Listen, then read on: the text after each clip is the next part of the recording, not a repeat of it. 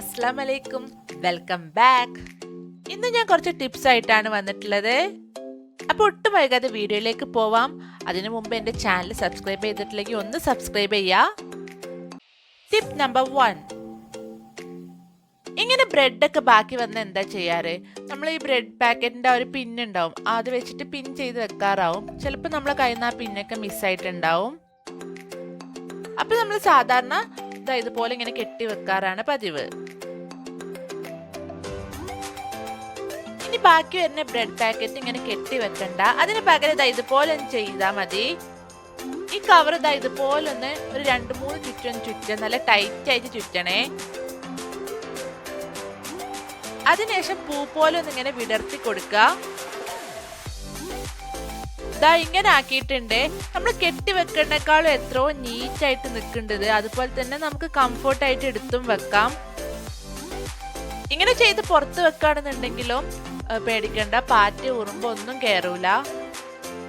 അപ്പൊ ഇനി കെട്ടണീന് പകരം ഇങ്ങനെ ഒന്ന് ട്രൈ ചെയ്ത് നോക്കാം. ടിപ്പ് നമ്പർ 2, ഓംലെറ്റ് ഉണ്ടാക്കാൻ വേണ്ടിയിട്ട് ഒരു എഗ് എടുത്ത് പൊട്ടിക്കുകയാണ്. എഗ്ഗ് പൊട്ടിച്ചപ്പോൾ അറിയാതെ ഒരു മുട്ടത്തോടിന്റെ ചെറിയ പീസ് ബൗളിലേക്ക് വീണുപോയി. ഈ ഒരു മുട്ടത്തോട് വെച്ചിട്ട് തന്നെയാണ് ഞാൻ അതിലേക്ക് വീണ ആ ഒരു ചെറിയ പീസ് എടുക്കുന്നത്. ഇങ്ങനെ മുട്ടത്തോടുകൊണ്ട് എടുക്കുകയാണെന്നുണ്ടെങ്കിൽ നമുക്ക് വളരെ സിമ്പിൾ ആയിട്ട് തന്നെ എടുത്ത് മാറ്റാൻ പറ്റും.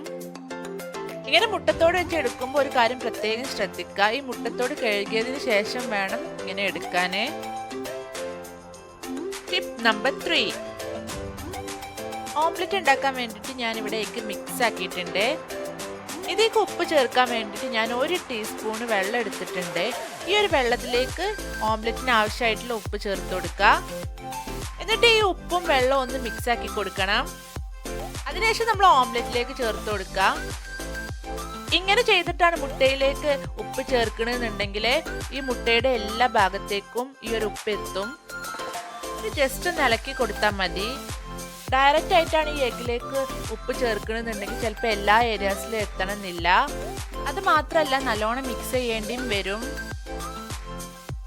ടിപ്പ് നമ്പർ 4, ഈ സീസറൊക്കെ നമ്മൾ കുറച്ചു കാലം യൂസ് ചെയ്ത് കഴിഞ്ഞാൽ അതിന്റെ മൂർച്ച പോവും.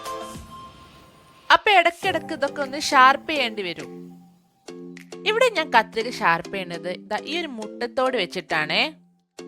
ഈ മുട്ടത്തോട് ഇങ്ങനെ ചെറുതായിട്ടൊന്ന് ഈ സിസർ വെച്ചിട്ട് ഇങ്ങനെ കട്ട് ചെയ്തുകൊണ്ടിരിക്കുക. ഈ മുട്ടത്തോട് ഇങ്ങനെ കട്ട് ചെയ്യുമ്പോൾ കത്രികയുടെ മൂർച്ച കൂടും. ഇതിനു മുമ്പ് വേറൊരു വീഡിയോയിൽ ഞാൻ സിസർ മൂർച്ച കൂട്ടാനുള്ള വേറൊരു ടിപ്പ് കാണിച്ചിരുന്നു. ആ വീഡിയോ കാണാത്തവരുടെ ഉണ്ടെന്നുണ്ടെങ്കിൽ ഒന്ന് പോയി കണ്ടു നോക്കാം. ഇവിടെ വേറൊരു മെത്തേഡും കൂടെ ഞാൻ കാണിക്കുന്നുണ്ട്. കാലിയായിട്ടുള്ള മെഡിസിൻ സ്ട്രിപ്സ് ഉണ്ടല്ലോ, ചുമ്മാ വെറുതെ വേസ്റ്റ് കളയുന്നതിന് പകരം സിസർ വെച്ചിട്ട് ഇങ്ങനെ കട്ട് ചെയ്യാം. ഇങ്ങനെ ചെയ്യുമ്പോൾ നമ്മളെ കത്രികയുടെ മൂർച്ച കൂടും. അപ്പൊ ഇതുവരെ ഇങ്ങനെ ട്രൈ ചെയ്യാത്തവരാണെങ്കിൽ ഒന്ന് ട്രൈ ചെയ്ത് നോക്കുക. പലർക്കും ഇത് അറിയുന്നതാവും, അപ്പൊ അറിയാത്തവർ ട്രൈ ചെയ്ത് നോക്കുക.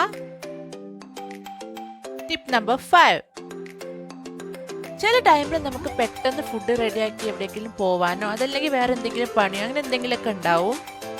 അപ്പൊ പെട്ടെന്ന് ചോറൊക്കെ ആവാൻ വേണ്ടിയിട്ട് നമ്മൾ വേഗം കുക്കറിലാവും വെക്കുക.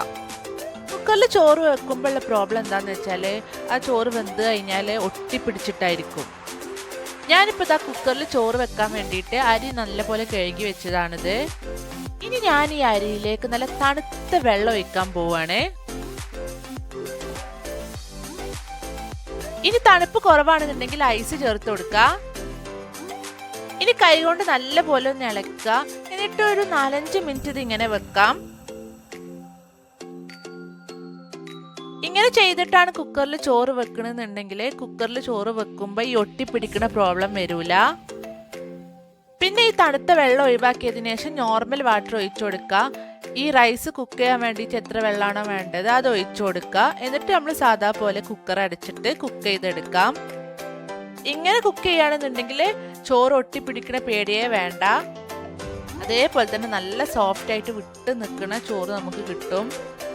കുക്കറിൽ ചോറ് വെക്കുമ്പോൾ ഇങ്ങനെ ഒന്ന് ട്രൈ ചെയ്ത് നോക്കാം. ടിപ്പ് നമ്പർ 6,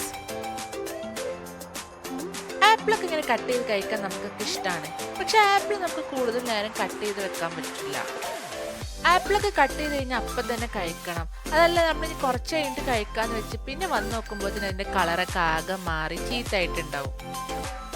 ഈ ആപ്പിൾ നമുക്ക് കട്ട് ചെയ്തിട്ട് ഇങ്ങനെ പ്ലേറ്റിൽ വെക്കാം. അതിൻ്റെ കളർ മാറാതിരിക്കാൻ വേണ്ടിയിട്ടുള്ള ഒരു ടിപ്പാണ് ഞാൻ പറയാൻ പോണേ. അപ്പോൾ ആപ്പിൾ കട്ട് ചെയ്തതിന് ശേഷം ഞാൻ ഇതുപോലെ ഒരു ബൗൾ എടുത്തിട്ട് അതിലേക്ക് കുറച്ച് വാം വാട്ടർ ഒഴിച്ച് കൊടുക്കണ്ടേ.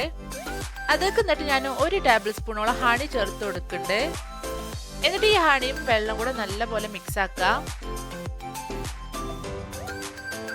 എന്നിട്ട് നമ്മൾ കട്ട് ചെയ്ത് വെച്ച ആപ്പിൾ അതിലേക്ക് ഇട്ട് കൊടുക്കാം. ഏകദേശം 1 മിനിറ്റോളം അതൊന്ന് അതിൽ സോക്ക് ചെയ്ത് വെക്കാം. അപ്പൊ പിന്നെ ആപ്പിൾ കട്ട് ചെയ്ത് കഴിഞ്ഞാൽ ഇതുപോലെ ചെയ്യാം.